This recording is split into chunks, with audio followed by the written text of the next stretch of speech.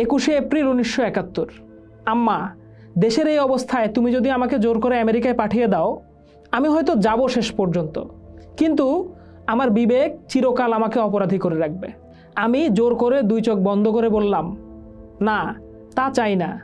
ঠিক আছে, তোর কথাই মেনে নিলাম, দিলাম তোকে দেশের জন্য কোরবানি করে। যা, তুই যুদ্ধে যা। 21শে আগস্ট 1971। একটু হলেই সবাই গুলি খেয়ে মরতে পারত, জখম হয়ে নদীর পানিতে তলিয়ে যেতে পারত। কোনোদিন জানতেও পারতাম না ছেলেগুলোর কি হলো। রুমি সে কথা বলতে বলতে হাসল। আমাদের সেক্টর কমান্ডার খালেদ মোশাররফ কি বলে জানো? উনি বলেন, কোনো স্বাধীন দেশ জীবিত গেরিলা চায় না, চায় রক্তস্নাত শহীদ। অতএব মা, আমরা সবাই শহীদ হয়ে যাব।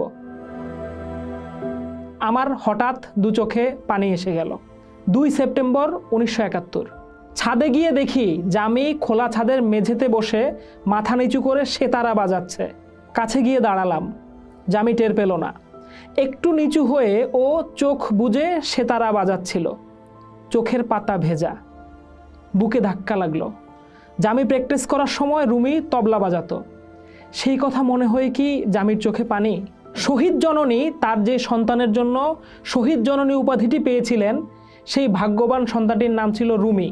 রুমি আর তার সহযোদ্ধারা রাতের অন্ধকারে আর্মির হাতে ধরা পড়ার ভয়ে জলে ডুবে লুকিয়ে থাকে।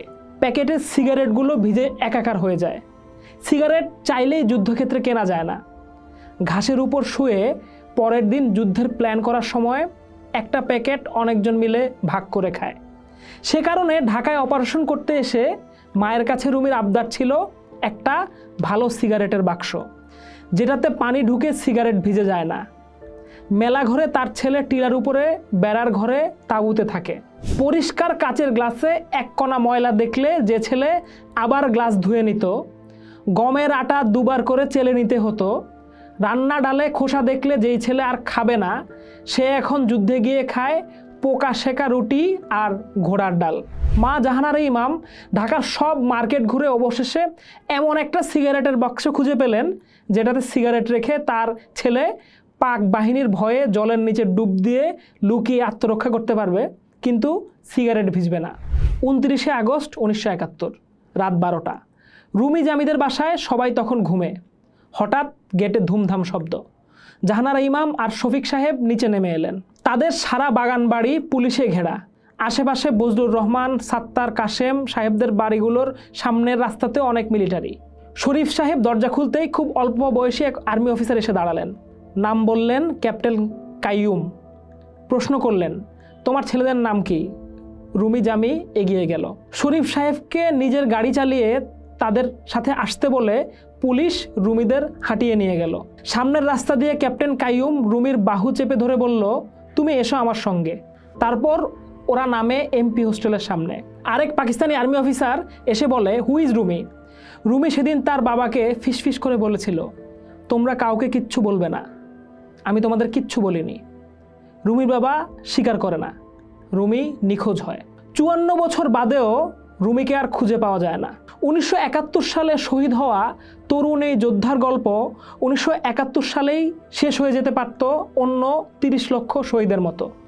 কিন্তু আমাদের গল্পের তরুণ যোদ্ধাটি বড় ভাগ্যবান ছিলেন। তার ছিলেন একজন মা, যেই মা তার সন্তানকে হারিয়ে যেতে দেননি। যেই মায়ের হাত ধরে লেখা হয়েছিল মুক্তিযুদ্ধের 2য় পর্বের গল্পটি। জাহানারা ইমাম তার সন্তানকে ইতিহাসে বাঁচিয়ে রেখেছেন। আর সেই সূত্রেই শুরু হয়েছিল মুক্তিযুদ্ধের 2য় পর্বের ইতিহাস।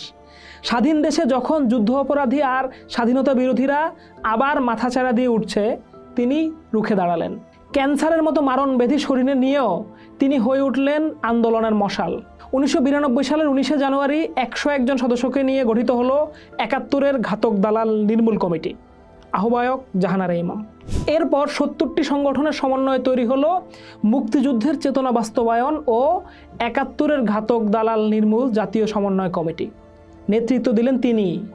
দেশের লক্ষ লক্ষ মানুষ দিল সেই নতুন লড়াইয়ে। 1992 সালের 26শে মার্চ সোহরাওয়ার্দী উদ্যানে বসলো ঐতিহাসিক গণ আদালত।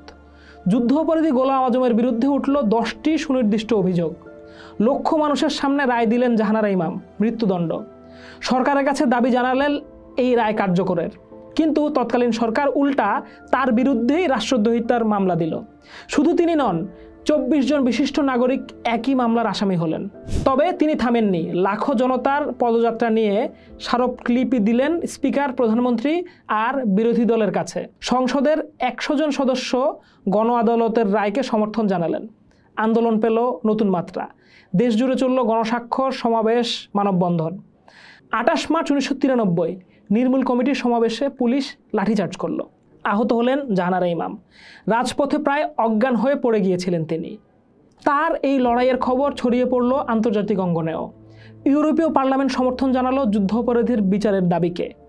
1994 সালের 26শে মার্চ গণতদন্ত কমিশনের রিপোর্ট পেশ করা হলো তার হাতে। যুক্ত হলো আরও 8 যুদ্ধ অপরাধীর নাম। শরীরে ক্যান্সার যখন দ্রুত ছড়িয়ে পড়ছে, 1994 সালের 2 এপ্রিল চিকিৎসার জন্য যুক্তরাষ্ট্রে পাড়ি জমালেন জাহানারা ইমাম। সেখান থেকেই লিখলেন তার শেষ চিঠি। দেশের মানুষের হাতে তুলে দিলেন গণ আদালতের অসমাপ্ত দায়িত্ব। লিখলেন, এই আন্দোলনকে এখনও অনেক দুস্তর পথ পাড়ি দিতে হবে। দেশের বিভিন্ন রাজনৈতিক, সাংস্কৃতিক সংগঠন, মুক্তিযোদ্ধা, নারী, ছাত্র ও যুবশক্তি, নারী সমাজসহ দেশের সর্বস্তরের মানুষ এই লড়াইয়ে আছে। তবু আমি জানি জনগণের মতো বিশ্বস্ত আর কেউ নয়। জনগণই সকল ক্ষমতার উৎস। তাই গোলাম আজম ও যুদ্ধাপরাধীদের বিচারের মুখোমুখি করা এবং মুক্তিযুদ্ধের চেতনা বাস্তবায়নের দায়িত্বভার আপনাদের, বাংলাদেশের জনগণের হাতে অর্পণ করলাম। অবশ্যই জয় আমাদের হবেই। 26শে জুন 1994 ডেট্রয়েটের হাসপাতালে শেষ নিঃশ্বাস ত্যাগ করলেন জাহানারা ইমাম।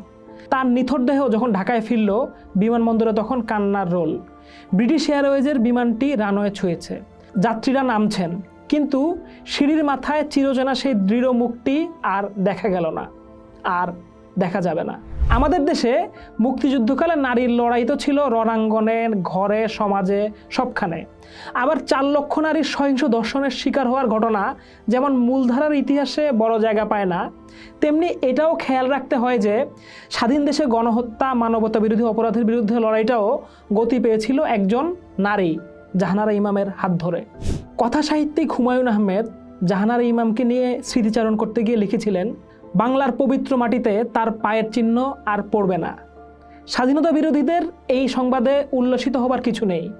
বাংলার হৃদয়ে তিনি জেলে দিয়েছেন অনির্বাণ শিখা। ঝড় ঝাপটা যত প্রচণ্ডই হোক, সেই শিখা জ্বলতেই থাকবে। কি সৌভাগ্য আমাদের, তিনি জন্মেছিলেন এই দেশে। পোস্ট দেখুন, ভাবুন, করুন।